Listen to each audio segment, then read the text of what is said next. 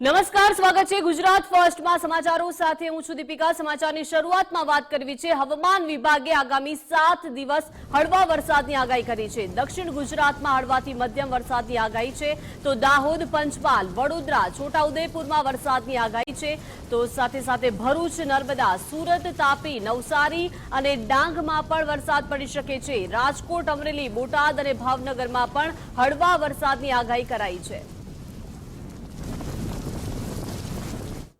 आज का जो फोरकास्ट है आने वाला अगले 7 दिन तक इक्का दुक्का स्थानों में दक्षिण गुजरात की सारे जिला में और उत्तरी गुजरात क्षेत्र की दक्षिण पश्चिम विस्तार में जो जिला है और सौराष्ट्र कच्छ के जो दक्षिण और पश्चिम क्षेत्र के जो जिला है हल्के से मध्यम बरसात में गर्जन के साथ पूर्वानुमान दिया गया है अगले 2 दिन से और 7 जून को। फिर 8 से लेकर 12 जून तक दक्षिणी गुजरात की कुछ जिला में और दक्षिणी सौराष्ट्र कच्छ की दक्षिणी जिला है इतना दुखा स्थानों में हल्के से मध्यम बरसात में गर्जन के साथ पूर्वानुमान दिया गया है।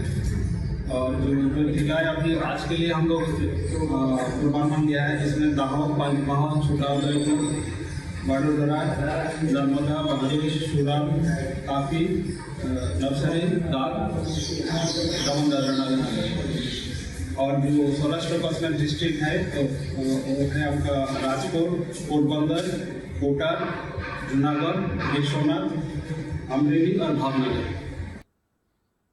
તો હવામાન નિષ્ણાંત અંબાલાલ પટેલે ચોમાસાને લઈને આગાહી કરી છે। તારીખ 10 થી 12 જૂન સુધી દક્ષિણ ગુજરાતમાં ચોમાસું શરૂ થશે।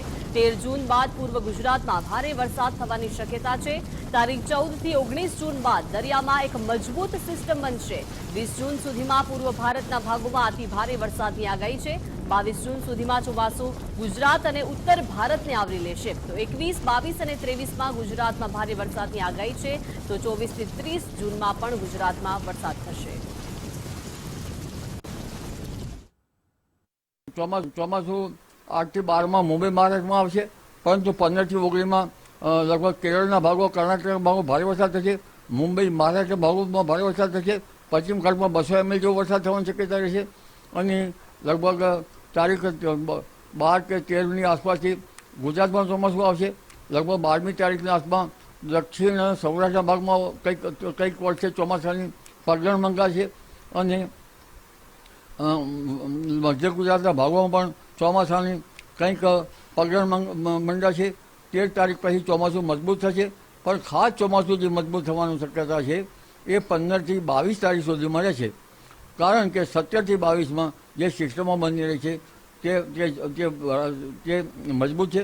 તારીખ 13-14માં બંગાળ ઉપસાગરમાં સિસ્ટમ બનશે, તેના માર્ગના કારણે પૂર્વ ગુજરાત અને પૂર્વ ભારતના ભાગમાં ભારે વરસાદ થશે।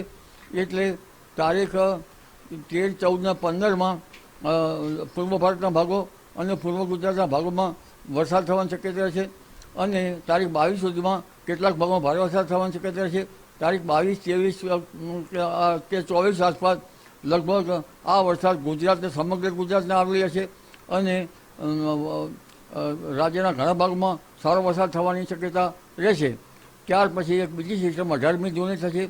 એ સિસ્ટમનો માર્ગ પણ ગુજરાત તરફ રહેશે અને એ સિસ્ટમના કારણે વરસાદ થશે। 21, 22, 23 જૂનમાં વરસાદ થવાની શક્યતા રહેશે, પરંતુ 24 થી 30 જૂનમાં જે સિસ્ટમ બની રહી છે તે સિસ્ટમનો વરસાદ સારો થશે।